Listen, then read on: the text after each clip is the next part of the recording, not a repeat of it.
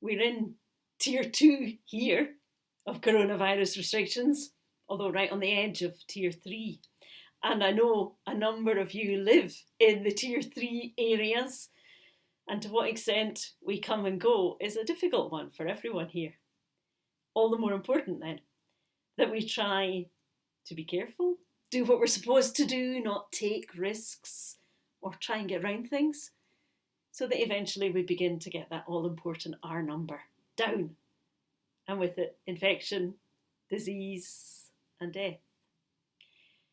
Why am I saying this right at the beginning of the sermon?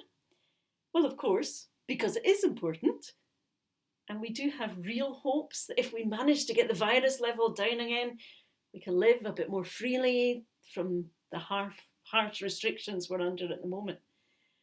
But really I'm saying this because I'm preaching about the R number today. Yes, you did hear me right. I'm preaching about the R number today. A few weeks ago, in a discussion prior to ordaining some new elders in our old congregation, one of them said something about thinking about our own R numbers. And I thought, what a fantastic comparison. I must preach on that as soon as I can. What's your R number in the Christian sense? How many people have you passed the faith on to in your lifetime or more recently? Because as with the virus, if your R number is below 1 and you don't pass the faith on, then it will become far less widespread. Whereas if your R number is higher and every one of us is passing it on to other people, then the incidence of active relationship with God goes up far higher. And that can only be for the good of our society as well as for individual people. So the principle is the same as with the virus, but the opposite way around. With the virus, it's about getting the transmission rate as low as possible, while with the faith, we want to have it as high as possible. How infectious is your faith? Could you even become a super spreader? And the same as with the virus, it is up to all of us. It's not just a chosen few who are appointed to pass on the infection. It can be anyone at all. We're all part of it, whoever we are. At Wednesday evening, at our induction in Invergowrie Parish Church, Marjorie, who was preaching, reminded us that today, 1st of November, is All Saints' Day. And that's not just about St. Boniface, who apparently lived in our street here and had his church just behind the manse, or about St. Peter that church is dedicated to, nor about any of the other local saints or famous names you've heard of. In our reading from the start of Paul's letter to the Romans, we heard him say, "To all in Rome who are loved by God and called to be his holy people." But we could have read another version, closer to the original Greek, where it says, "To all God's beloved in Rome who are called to be saints." For saints is the word that Paul uses for members of the Christian communities, churches springing up all over the place. The saints at Jerusalem, the saints at Damascus, the saints at Ephesus and Philippi and Corinth, the saints at Rome. The people of God, the holy ones, the saints, them and us. Paul's R number was pretty high, but he wasn't alone in that. And he didn't even start as a Christian himself, but caught the infection from the courageous saints at Damascus that he had set out to destroy. Then he travelled, and everywhere he went, he left a community behind of those infected. Really very irresponsible, but it is exactly how it happens, which is why travel bans come into place. And it happened because he deliberately went and sought out people that he could pass this infection on to. He spent time talking to people indoors and out. He visited their homes, he ate with them, he lived alongside them.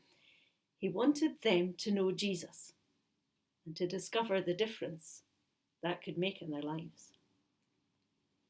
He taught and encouraged them to do the same. all the churches weren't founded by Paul. And in fact, the churches at Rome that the letter to the Romans is addressed to, and there were probably several different Christian communities there who would have shared that letter, Paul hasn't been there yet, but he's anticipating travelling soon to Rome, and so he's writing in advance of that. The churches in Rome were made up of people who'd travelled there from many other parts of the world, who'd heard the faith, been infected by it, where they came from, or perhaps where they'd travelled through on their journey, and they converged on Rome, as people did, and passed it on to others there. Some of them may have started out as asymptomatic. They'd heard the faith, but not really done anything about it. And you couldn't tell by being close to them. But at some point they encountered others, and their faith became alive.